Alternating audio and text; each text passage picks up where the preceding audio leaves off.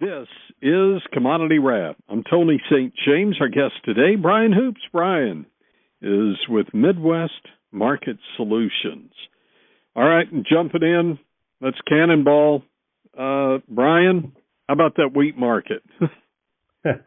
Yeah, that's the place to start. That's where most of the action is today's session. Touching limit up in the September contract. Funds were buyers about 18,000 contracts today. And, of course, that news is fairly friendly coming out of the regions of Russia and the Ukraine, where they're intensifying bombing in their regions. They're attacking ships and ports and industry.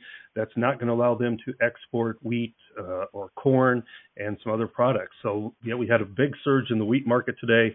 We mentioned this morning the funds are actually net short Kansas City and Chicago wheat, and they're buying their way back out of those positions. There's those net shorts, and they are actually long corn and beans, but that doesn't prevent them from wanting to go longer if the right conditions warrant. And even though weather conditions look fairly good for the rest of the month of July, it was a very strong wake that the corn soybean markets were caught in, with wheat trading 35 to 45 cents higher in that winter wheat contracts today.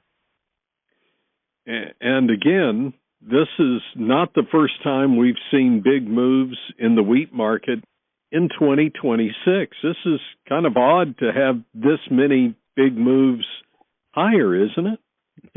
Yeah, we've seen some pretty big moves. Wheat is kind of considered a real streaky type market. Once it gets moving, it really starts to gain momentum and can do so real quickly. So, we had, when the war broke out a couple of years ago, we had huge moves in the wheat market, and it's kind of become a little bit desensitized to some of the happenings between Russia and Ukraine until recently. And just recently here, now that they're actively sending missiles and drone strikes against shipping ports, that changes the game entirely, because that means they're not able to ship as much wheat or corn or some other products out of the Ukraine. And China is a huge buyer of corn from the Ukraine. So this may open the door for China to fulfill some of those commitments that they have made to purchase U.S. products, and maybe in this case it will end up being corn. So, Brian, does that open the door for the rally we saw over in the corn market, or were corn and beans just moving higher in sympathy, or not in sympathy, but alongside? Well, yeah, corn does have a fundamental supportive story. If we can get some of that export business, that would be supportive for corn, because we already have outstanding export business.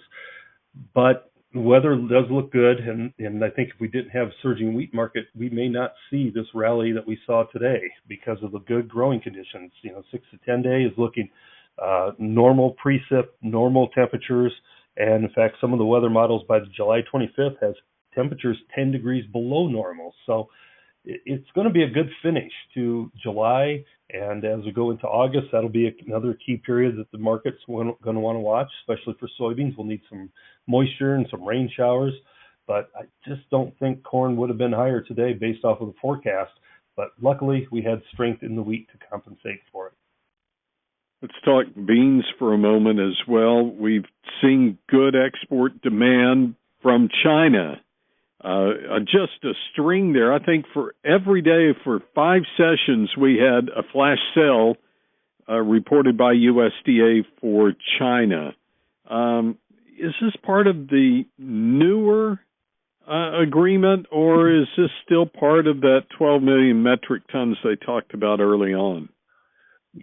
In that respect, I think this is probably some new agreement purchases. The 12 million tons, I think, has already been accounted for, purchased and shipped out, and they are working on new products that they are buying. So last week we heard some rumors. Monday, Tuesday, they were buying U.S. soybeans, 5 to 10 cargoes on those days, and the string of export announcements that you're referring to then started to follow Thursday, Friday, and Monday. Now, we haven't had anything the last 2 days, and I don't suspect we will. I think we've kind of fulfilled those announcements already. So I don't expect we'll see any new private sales unless they make some new purchases, and they certainly could. But I think it's unlikely. They're more apt to do that when prices move lower then they'll likely step in and do some purchasing. But, China's hopefully going to continue to buy U.S. soybeans, but they typically will do the bulk of their buying during the harvest time frame when we normally have our seasonal lows. Usually when the planters are rolling in the spring, that's when you have your highs. When the combines are rolling in the fall, that's when you have your lows, and that's when China looks to usually come in and buy soybeans, and maybe in this year they'll be buying some corn as well. We're talking with Brian Hoopes. Brian is president, Midwest Market Solutions. We're back with more on Commodity Wrap. It's Commodity Wrap. I'm Tony St. James. Our guest today, Brian Hoopes. Brian is president of Midwest Market Solutions, online, MidwestMarketSolutions.com. Our first segment talking about the rally in the row crops, but for that rally, we've got an equal and opposite reaction happening over in the livestock markets, specifically over in cattle. Am I right here? Do we have 13 days of lower trade in live cattle? Is that what you have? I had it even a little bit worse than that. I had it 14 consecutive days lower and 18 out of the last 19 days that we've traded lower. So either way, it's bad. 13, 14 days, it's a bad situation for the cattle. And unfortunately, the people ask, why is this market going down? Why are we seeing so much weakness? Well, we already know that the futures are discount to the cash, but the funds who are holding net long positions maybe don't care about the discount. They might care more about their long positions and trying to get out of those while the trend is moving lower. They need to exit positions. That's what we're doing. We saw that last year too. Into our fall time frame, we dropped about $30, and a lot of that was because the funds exited long positions that they were holding, and we're starting to see that now. So hopefully we don't drop $30, but if we do, we could have another $10 to the downside here in this cattle market. Cash, of course, is turning softer. Cutout values have been weak ever since 4th of July holiday. We're not moving those boxes very well, only 66 loads here at mid-session with lower cutouts. So demand's starting to soften. We kind of expected it would once we got past the 4th of July. And even though the numbers are real tight, we're just not moving beef at this point in time. And with the technical trend staying down, the funds are getting out of long positions, meaning they're selling futures contracts. Okay. Hey, Brian, part of our pullbacks here in the cattle market over the last, now year and a half, 2 years, have been tied back over to the consumer. Fear that the consumer would pull the plug and say no more. I won't pay this for beef anymore.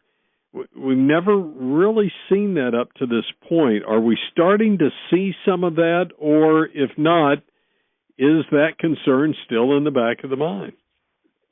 I think that concern is there. I think we're seeing that to some extent.